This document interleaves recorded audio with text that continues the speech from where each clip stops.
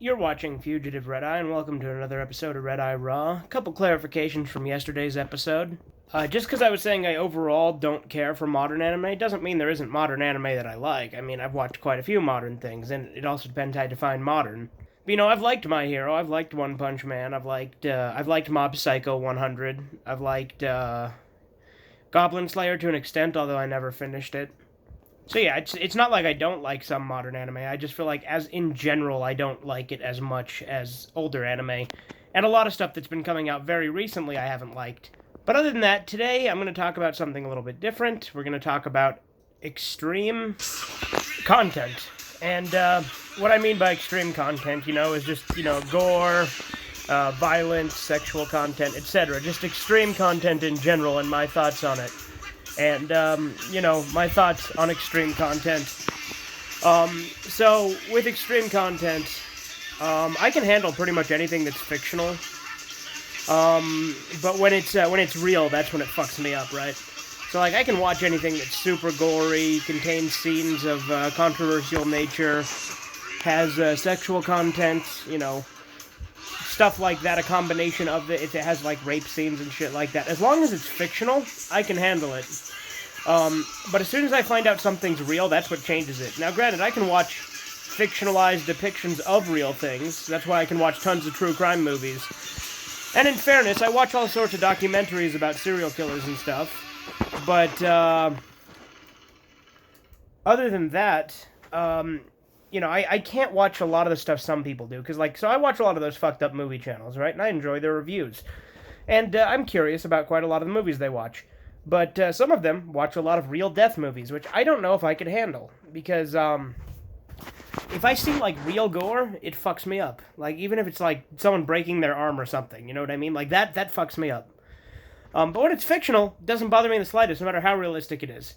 Now, granted, I'm still hesitant to watch Guinea Pig, even though I plan on it eventually, and I do plan on reviewing it.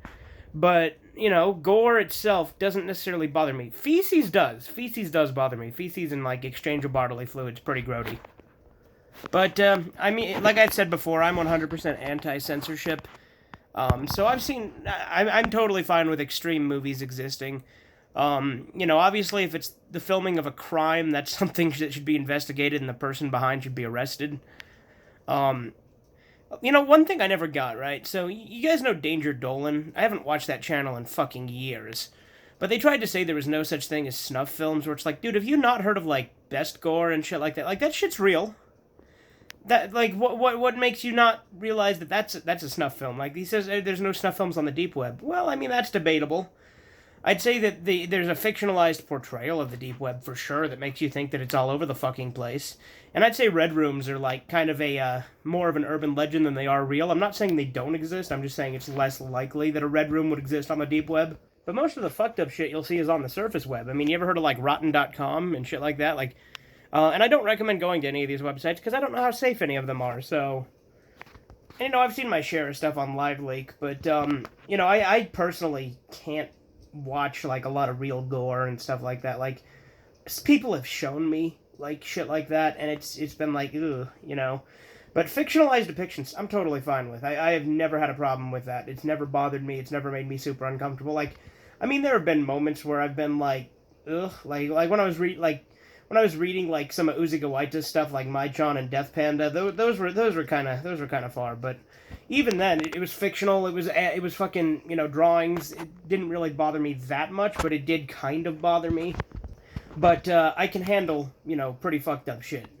That said, I understand people who don't like to watch, extreme content, and I'm not, super big on extreme content, you know what I mean? It's I can handle it, I can handle certain degrees of it, but, if that's all it is, then that's a morbid curiosity at best. If it's just extreme for the sake of being extreme, it probably doesn't have any merit to it. It's probably just, for shock value. But I can handle extreme content, and I can handle, fucked up shit. But it's fine. I enjoy myself some graphic movies, splatter films, things like that. And I definitely have a morbid curiosity. I liked the Mai-chan movie, and the manga was alright at times. It was interesting. I like Death Panda. I like Death Panda a lot, actually. I really thought I'd have more to say on this topic than I do, so maybe I'll talk about another topic here, yeah? You know, actually, let's stick with the same topic, but I'll slightly alter it. So, something people ask a lot is, oh, what's the most fucked up movie you've seen? I don't know.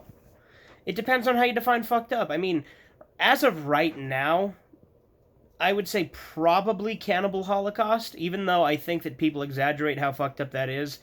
And it never really made me sick to watch it. It was definitely shocking, but it's not like something that, like, fucked me up. It was enjoyable. I love Cannibal Holocaust. That's a great movie. But I would say that's probably the most fucked up I've seen right now, just because I haven't seen some of the more extreme shit, like, like Guinea Pig or Concrete or that kind of shit. And Concrete, I don't know if I'd ever watch, in all honesty, just because it's based on the murder of Junko Furuta, and if you don't know about that, that was fucking graphic. Like, I knew that story before, right? But I listened to a video the other day talking about it, and it's like, I forgot how fucked up her death was. It was awful. So I don't know that I could stomach watching Concrete just because it's based off such a real brutal death. I don't know if I could do that. I mean, maybe. It would still be a fictionalized portrayal, I guess, but just with how graphic that poor girl's death was, it was really bad. And the fact that, like, people knew about it and did nothing to help her because they were scared of getting the same treatment, it's like, ugh. And granted, I don't know how graphic the movie version is. I definitely do notice that there is kind of a fascination and, like, almost, celebrity status that serial killers tend to have in the world. Like, I remember I saw this video not that long ago about this girl who they call Nevada-tan, who, like, was a little girl that murdered another little girl and is now out living a normal life as an adult and regrets what she did. Like, I mean, the same thing happens over here in the West, too. I mean, how many times have we seen, like, people try to make Ted Bundy seem like, hot and glorified, and it's like, here's the thing. I do have a morbid curiosity with serial killers. I'm definitely fascinated with the concept of serial killers. I find that kind of stuff fascinating. The Zodiac Killer is probably my particular most interested one. But I also do dabble in others. Ted Bundy, John Wayne Gacy, shit like that. But I don't think I could ever look at crime scene photos or anything like that. Like, I've watched tons of documentaries, and I enjoy those because it's a look into a twisted mind. But I do tend to be more interested in the mystery behind the ones that never get caught. But, no, I'm not saying that movies shouldn't be made about that kind of stuff, because I believe movies can be made about anything. Because, like I said, I stand behind anything is okay to talk about or make a movie about, provided no illegal acts are done to make said movie. I've never understood people who try to say, oh, A Clockwork Orange is the most fucked up movie ever. It's really not. Like I said, Cannibal Holocaust is way more fucked up than A Clockwork Orange.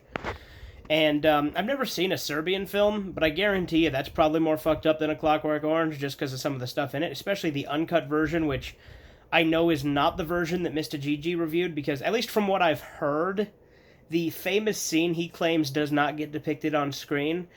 And from what I have heard, granted I have never seen it, supposedly that scene does get depicted in the uncut version. So yeah. And from what I understand, the director had to prove it was a doll in that scene and not real. Or else he could have gone to prison. So, again, when Mr. Gigi did his review of it and said, oh, don't worry, it's not depicted, I'm like, I don't think you saw the uncut version. I mean, neither have I, so maybe I'm wrong, but yeah. And I can't really tell you what the most fucked up anime I've seen is either. Violence Jack is pretty fucked up, but I think people exaggerate that too. I love Violence Jack. Yorotsuki Doji, I guess, is kind of fucked up, as is the other Toshio Maeda stuff I've seen, but again, I don't know if I'd call it the most fucked up. I mean, maybe some of them are. It just depends on how you define fucked up, you know what I mean? I remember I met this girl at a restaurant once. And we started talking, and we were talking about anime, and she said that Higurashi was gory, and I'm like, you're saying Higurashi was gory. Higurashi. Okay. At that point, I knew she was too sweet and innocent to have seen or heard of any of the fucked up shit I've seen and read. Because I love Higurashi, but gory it is not. Brutal? Sure. But most of the gore is off screen. With manga, it's a little bit easier. I think I can hands down say Mai-chan's Daily Life is the most fucked up manga I've ever read. People tell me that there is much worse out there. A lot of people have been trying to tell me Dead Tube is worse. I haven't read Dead Tube. Red Dead. But no, I haven't read Dead Tube, but if I do, and it turns out not to be worse, well, if I ever read Dead Tube, which I probably will, I'll do a reading of Dead Tube, I'll do it. Eventually. And then I'll do a video comparing and contrasting to see which one's worse. But here's the thing. If you're basing that on the contents of my review of Mai-chan's Daily Life, keep in mind, I intentionally left out very key details on what makes Mai-chan's Daily Life fucked up. Remember how I talked about a Serbian film earlier? There's some similar stuff in there. Like, granted, aspects of it are censored, thank God, but it's still pretty graphic. Really, that final chapter was what clinched it in being the most fucked up thing I've ever read. Because all the gore and stuff was just fine. Like, it was fucked up, but it was kind of shocking, and it was really sadistic, actually. Mai-chan's a very sadistic story.